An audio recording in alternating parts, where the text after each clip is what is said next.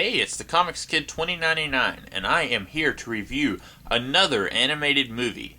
This time, I am going to be talking about the 2005 animated film The Batman vs. Dracula. I'm not really sure if I have to explain the plot of this movie, even if you haven't seen it, since it seems pretty self-explanatory in the title. But here it goes, really briefly. The Penguin accidentally unearths Dracula's tomb underneath Gotham City. Dracula then starts turning people into his servants, and the Batman starts to notice. And when Dracula kidnaps Bruce Wayne's girlfriend, Vicky Vale, and wants to turn her into his bride, Carmilla, Batman has to stop him in any way that he can. It's a pretty simple plot, even for an animated made-for-TV movie. And really, I'm not really sure what all I can say about this other than all the really strange problems that I had with it. I'm going to try to be very, very positive about this, but there's only so far that I can go. So I want to get all of the things that I actually liked about this movie out of the way right now, so that then I can actually try and talk about the things that I noticed when I was watching it. Number one, like the series that this is based on, this movie has a really atmospheric quality to it. It's really well animated. It's got this very dark feeling to it, which a movie about Dracula and Batman certainly should have a dark quality to it. It's also got some great humorous elements, like when Penguin is telling Dracula that his TV is a plasma TV, or Alfred yelling at all the servants at the party that Bruce Wayne is throwing. These things are actually really funny, and they did make me laugh, and not in a, oh, that's not supposed to be funny way, but in a way that I feel like the people behind this movie were trying to make you laugh. I also like the idea of people who are faking insanity to get into Arkham Asylum, an idea that was explored much more heavily before this movie even came out in the graphic novel Batman Arkham Asylum Living Hell. But in this world, you're not really going to see the de-evolution of a person like the Great White Shark into a Gotham supervillain, so I'm willing to accept that in this world you have normal petty thieves like Penguin and this other guy that Penguin is talking to, and they just fake insanity to get into Arkham for a lighter plea. That's something that you wouldn't really expect to see in an animated show, and I like that it shows up here. I also like that this animated movie isn't trying to pull back on certain things like death and blood and violence like that. I'm not saying that blood and gore makes a movie good, but at the same time, needlessly censoring it to the point of absurdity doesn't make it good either. If you're familiar with Spider-Man the Animated Series, you may know that those people behind that show had to go through hoops just to make their episodes pass on the network that they were airing on. They had to do things like they couldn't even have real gunfire. They had to create these special laser guns for the police of New York City just so that they didn't have real guns in a show that didn't allow guns because of the network. So, keeping that in mind, even though The Batman vs. Dracula is about a decade after the fact of Spider-Man the Animated Series, I'm still very surprised that we actually see some really grotesque and violent images here, like Joker dancing under a rain of blood and drinking it off the floor. That was really, really gross. And then scenes of, like, a little vampire girl who has the face of this monstrous bat turning around and jumping at the camera. I mean, these are things that I wouldn't really expect to see on an animated made-for-TV movie that shows up on Cartoon Network.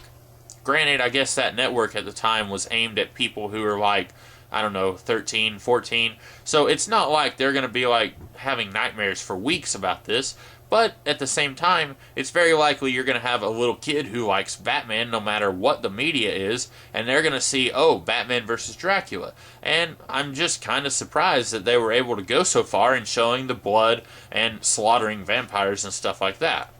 Granted, it doesn't actually show any slaughter of vampires, but it's heavily implied when you see Dracula's corpse and there's a wooden stake driven through it.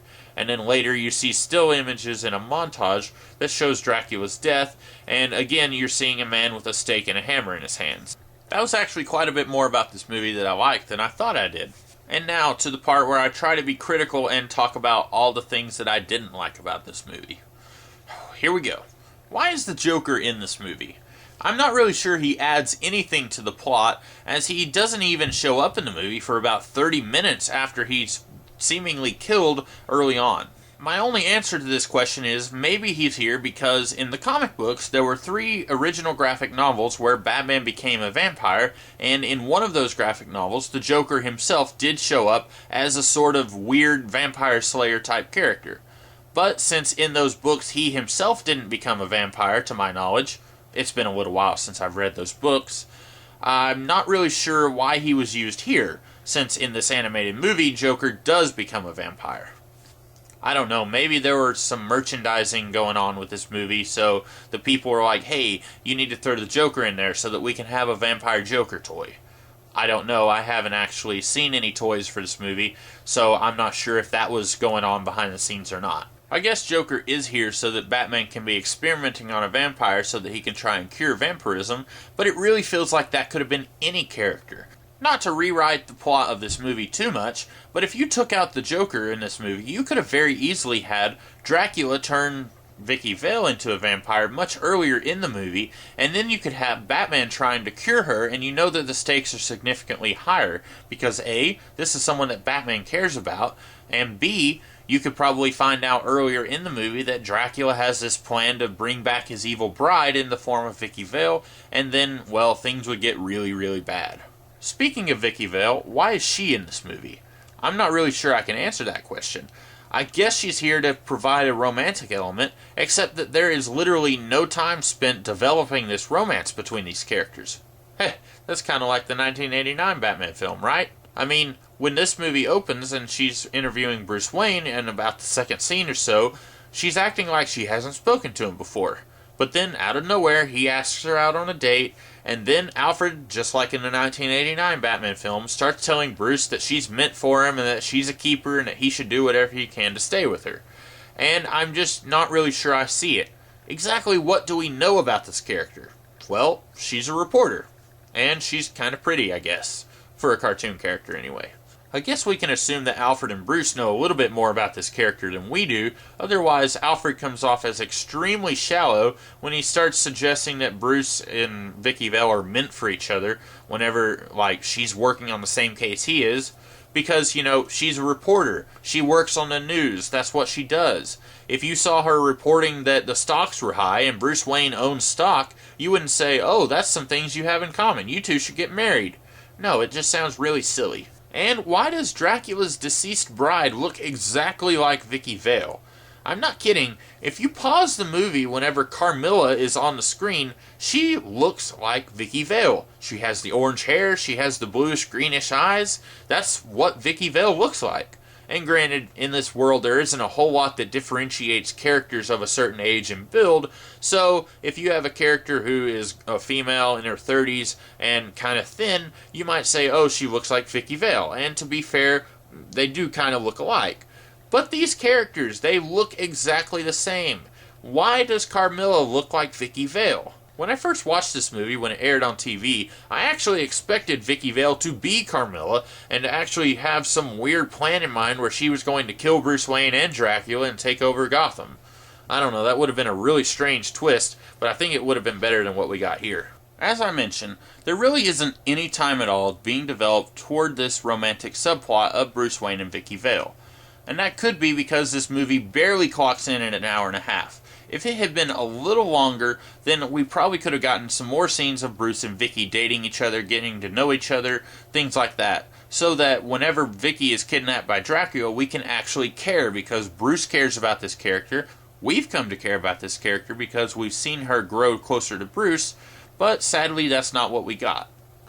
In fact, if this movie was any longer, I'm pretty sure they wouldn't have given any more scenes to this romance. They probably would have just given us more action scenes between the Joker and Batman or something. Speaking of action between the Joker and Batman, why, oh why, is the Joker a physical match for Batman?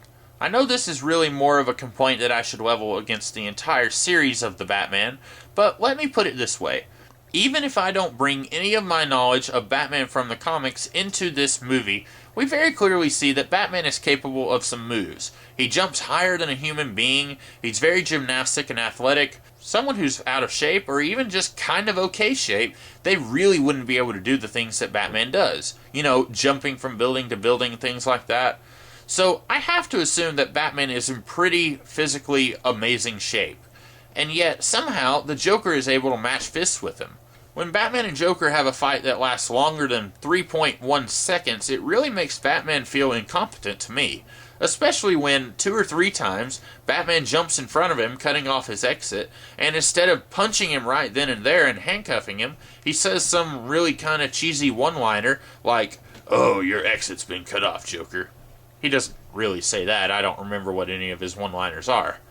And then they proceed to fight a little bit more. Batman blocks as Joker throws these razor-sharp cards at him, and then Joker, he jumps around like a monkey or something. Why does Joker jump around like a monkey? This absolutely makes no sense. To a lesser degree, this also has to do with the Penguin. At one point when he escapes from Arkham, we see that somehow he's jumping around in the air like 5 or 6 times before he lands, and I'm thinking, this is a short fat dude. How did he learn to do all this stuff? And really, I guess that's because at the end of the day, The Batman, and this movie based on The Batman, it's not trying to be a cerebral show. So when you have characters like the Joker or the Penguin, in the comics and in most of their adaptations, they're very clearly not a physical match for Batman. And when you have a character who's not a physical match for Batman, then really what you need to do is make them a mental match for Batman. And unfortunately, since this is not a cerebral show of any kind, I'm not saying that it's bad because of that, I'm just saying that that's not what it's trying to be, that means that this really can't fall back on that. So if the Joker and the Penguin, they're not supposed to be a mental match for Batman, that basically means that they have to be a physical match, even when it makes no kind of sense at all. Why is Dracula and the ashes of his dead wife buried in Gotham? We're given this weird little montage where after Dracula awakens, he says something like, "Oh, okay, I must have been carried across the ocean to this city."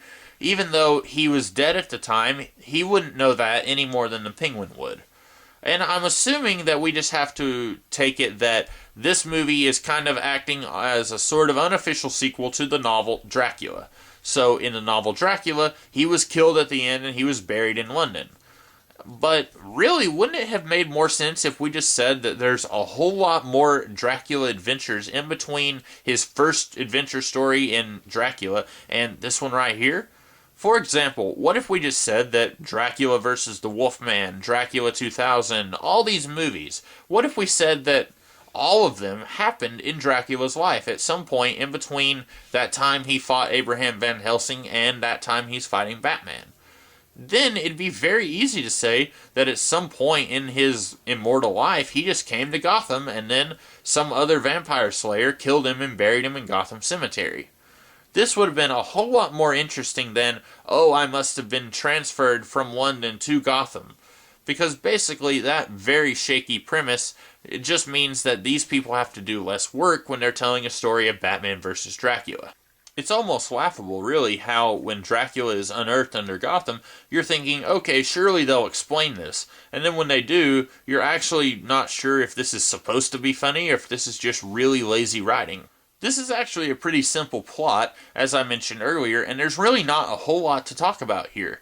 This could have been a decent movie, even if it wasn't, groundbreaking or anything. But unfortunately, it seems to have just taken the path that you would actually expect from a movie called Batman vs. Dracula. There really aren't any innovating ideas or twists here, and I'm not saying that a twist makes a movie innovating, but when you're as predictable as you can possibly be, throwing an occasional twist every now and then kind of shakes your audience up a little bit, and then they're thinking, oh, okay, I need to actually be paying attention to this movie instead of falling asleep on the couch or whatever. Also, at one point, Dracula tells his servant, the Penguin, that he is going to instate himself among the wealthy of Gotham while he's trying to take over with the Lost Ones. And my question is, why is he doing this? Why not just take over with the Lost Ones? Why waste your time hanging out with the wealthy people? I mean, that would just be a waste of time, right? When your Lost Ones are doing all this, you could be turning more Lost Ones yourself. Instead, you're wasting time going to parties and stuff. And I know why the plot needs him to do this, because he needs to go and meet Bruce Wayne and Vicky Vale, so that then later he can kidnap Vicky Vale, and Bruce Wayne can figure out that Dracula is Alucard. But there's no actual character reason for Dracula to want to do this. It's just, again, very sloppy. I've said in a previous video that if your answer to, why does this character do this, is, well, the plot needs him to so that the plot can move forward. Then you've got a very sloppy script and you need to go back for a second rewrite.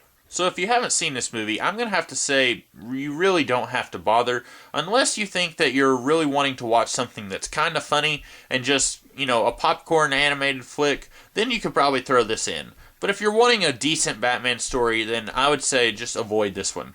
Other than that, I don't really think I have anything else to say. So, I'm going to go to Gotham City and turn the Lost Ones to my cause so that I can take over the world. I'll see you next time.